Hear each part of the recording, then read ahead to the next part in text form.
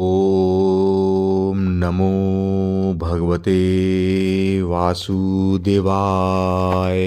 भागवत पुराण तृतीय स्कंद 25वां अध्याय।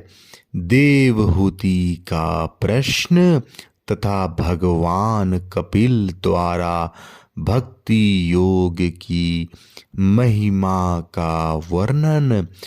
शौनक जी ने पूछा, सूत जी, तत्वों की संख्या करने वाले भगवान कपिल साक्षात अजन्मा नारायण होकर भी लोगों को आत्मज्ञान का उपदेश करने के लिए अपनी माया से उत्पन्न हुए थे।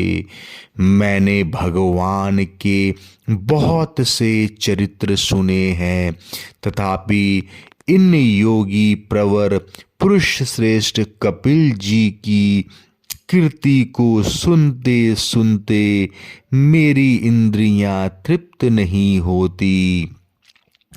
सर्वथा स्वतंत्र श्री हरि अपनी योग माया द्वारा भक्तों की इच्छा के अनुसार शरीर धारण करके जो जो लीलाएं करते हैं वे सभी कीर्तन करने योग्य हैं। अतः आप मुझे वे सभी सुनाइए, मुझे उन्हें सुनने में बड़ी श्रद्धा है। सूत जी कहते हैं, मुने, आपकी ही भांति जब विदुर जी ने भी यह आत्मज्ञान विषयक प्रश्न किया तो श्री व्यास जी के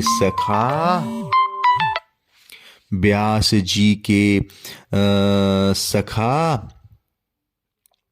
भगवान मैत्रेय जी प्रसन्न होकर इस प्रकार कहने लगे।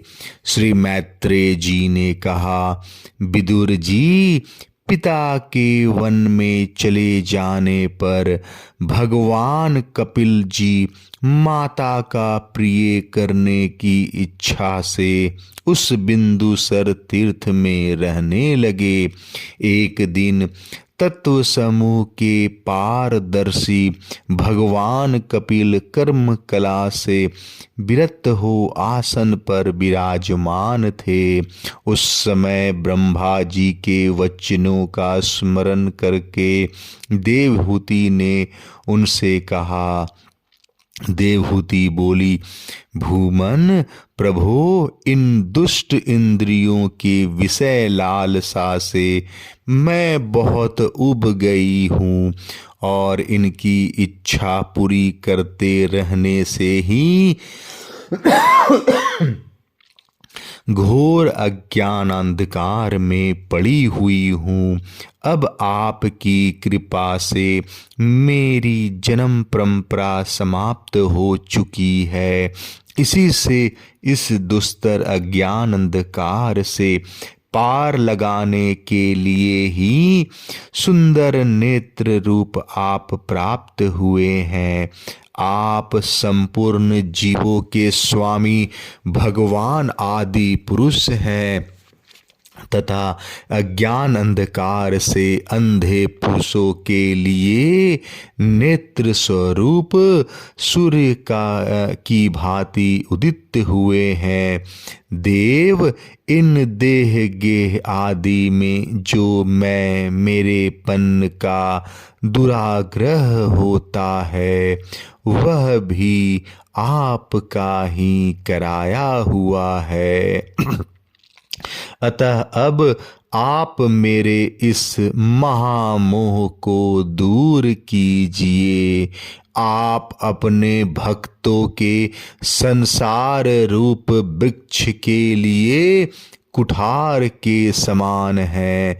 मैं प्रकृति और पुरुष का ज्ञान प्राप्त करने की इच्छा से आप शरणागत वत्सल की शरण में आई हूँ। आप भागवत धर्म जानने वालों में सबसे श्रेष्ठ हैं। मैं आपको प्रणाम करती हूँ। श्री मैत्रेय जी कहते हैं, इस प्रकार माता देवहूति ने अपनी जो अभिलाषा प्रकट की वह परम पवित्र और लोगों का मोक्ष मार्ग से अनुराग उत्पन्न करने वाली थी।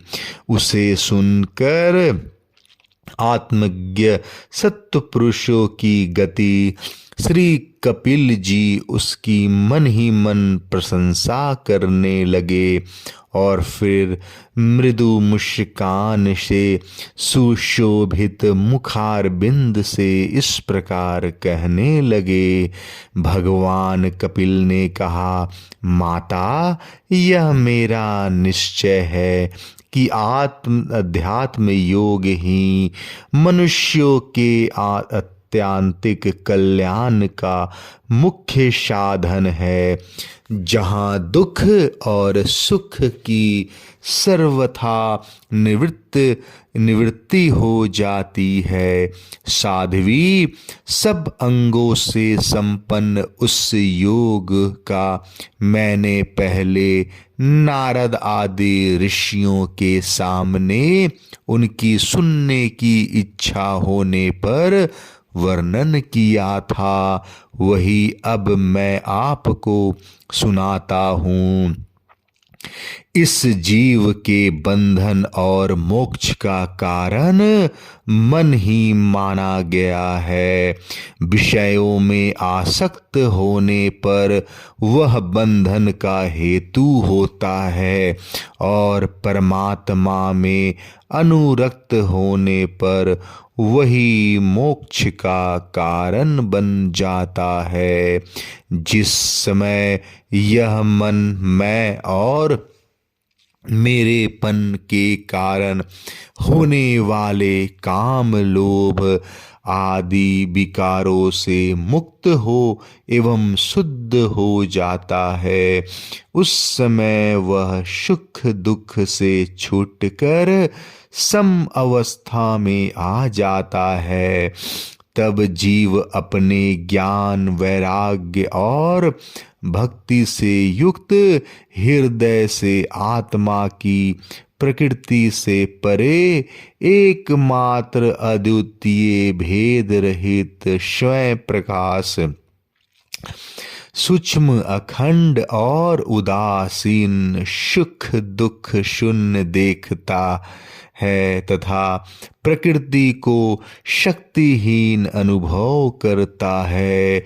योगियों के लिए भगवत प्राप्ति के निमित्त सर्वात्मा श्री हरि की प्राप्ति की हुई भक्ति के समान और कोई मंगलमय मार्ग नहीं है।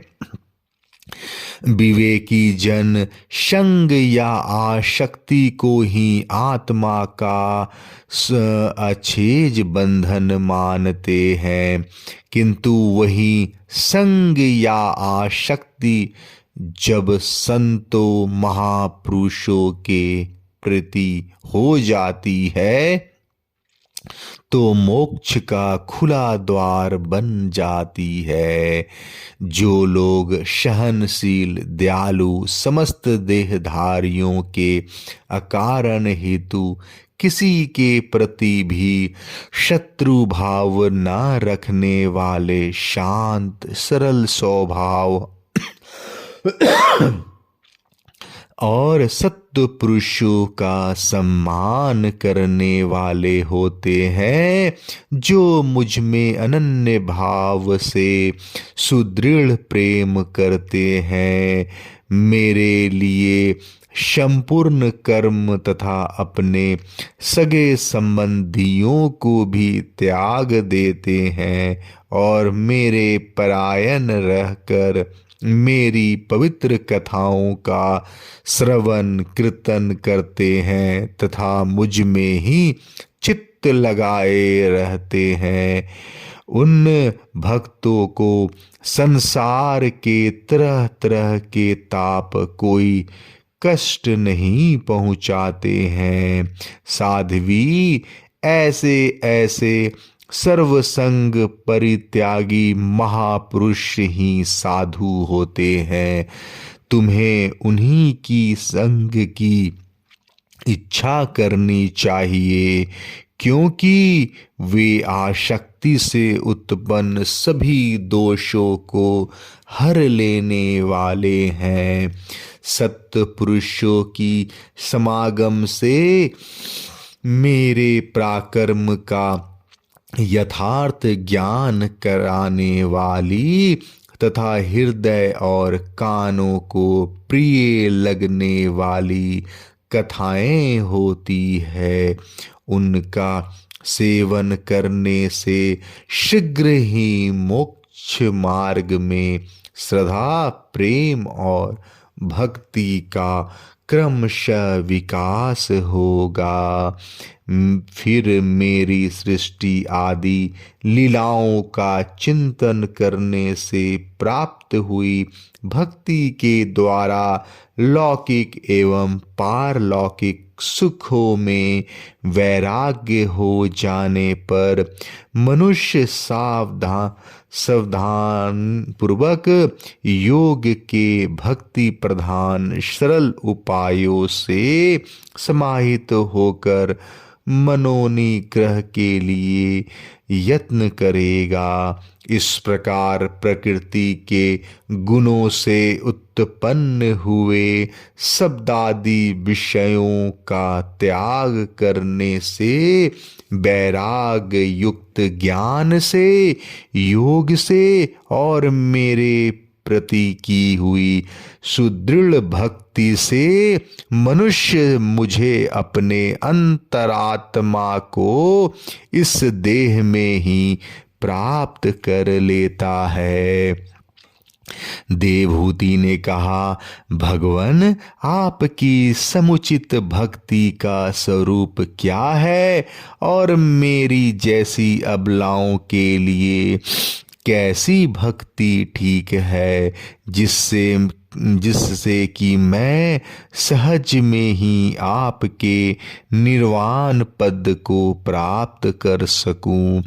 निर्वाण स्वरूप प्रभु, जिसके द्वारा तत्व ज्ञान होता है और जो लक्ष्य को भेदने वाले वान के समान भगवान की प्राप्ति कराने वाला है, वह आपका कहा हुआ योग कैसा है और उसके कितने अंग हैं।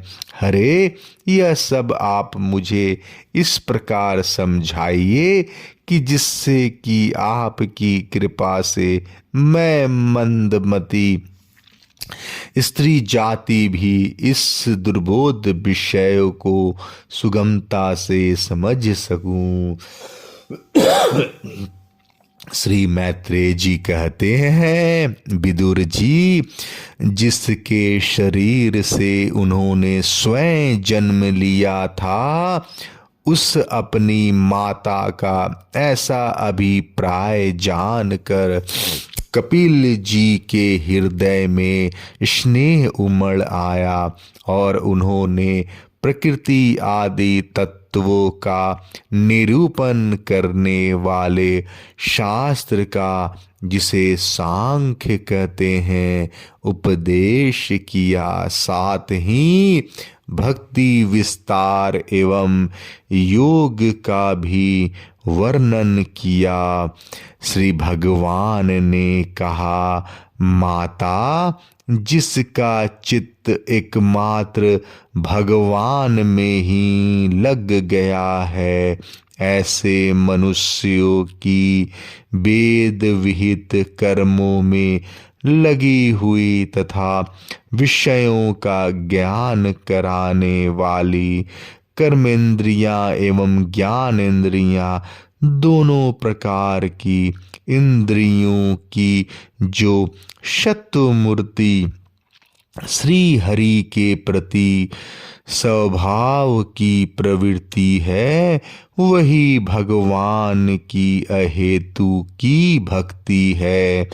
यह मुक्ति से भी बढ़कर है, क्योंकि जठरानल जिस प्रकार खाए हुए अन्न को पचाता है, उसी प्रकार यह भी कर्म संस्कारों के भंडार रूप लिंग शरीर को तत्काल भस्म कर देती है।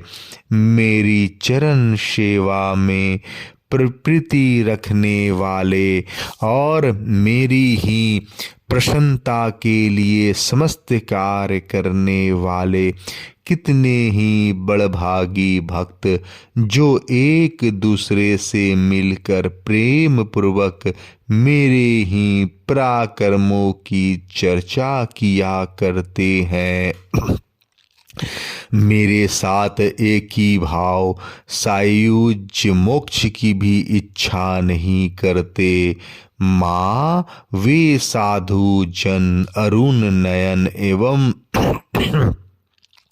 मनोहर मुखार विंद से युक्त मेरे परम सुंदर और वरदायक दिव्य रूपों की झांकी करते हैं और उनके साथ सप्रेम संभाषण भी करते हैं, जिसके लिए बड़े बड़े तपस्वी भी ललायित रहते हैं।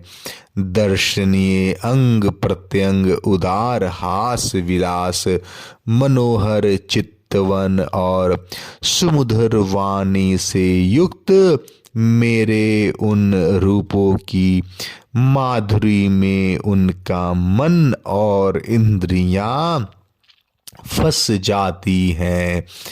ऐसी मेरी भक्ति न चाहने पर भी उन्हें परम पद की प्राप्ति करा देती है।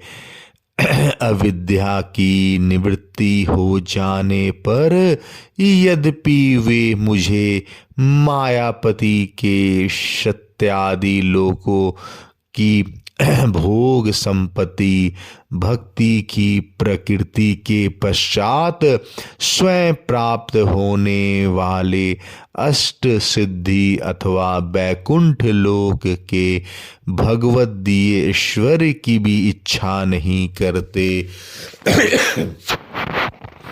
तथापि मेरे धाम में पहुँचने पर उन्हें वे सब विभूतियां स्वयं ही प्राप्त हो जाती है, जिनका एकमात्र मैं ही प्रिय आत्मा पुत्र मित्र गुरु सुहृद और इष्ट देव हूँ। वे मेरे ही आश्रय में रहने वाले भक्तजन शांति में बैकुंठ धाम में पहुंचकर किसी प्रकार भी इन दिव्य भोगों से रहित नहीं होते और न उन्हें मेरा काल चक्र ही ग्रस सकता है।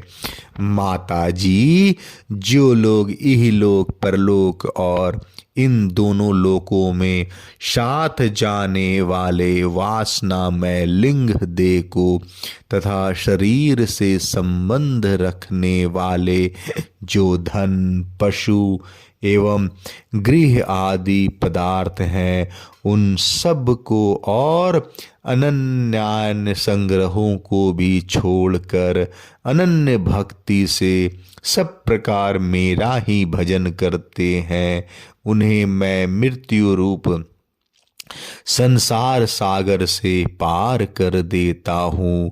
मैं साक्षात भगवान हूँ, प्रकृति और पुरुषों का भी प्रभु हूँ तथा समस्त प्राणियों का आत्मा हूँ। मेरे सिवा और किसी का आश्रय लेने से मृत्यु रूप महाभय से छुटकारा नहीं मिल सकता।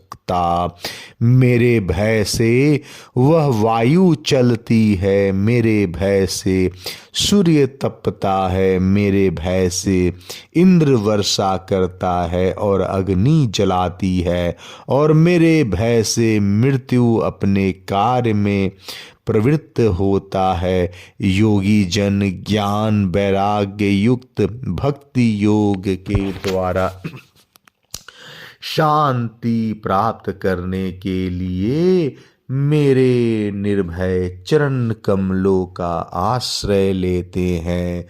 संसार में मनुष्यों के लिए सबसे बड़ी कल्याण प्राप्ति यही है कि उसका चित्त तीव्र भक्ति योग के द्वारा मुझ में लगकर स्थिर हो जाए। 25वां अध्याय समाप्त। जय श्री कृष्णा।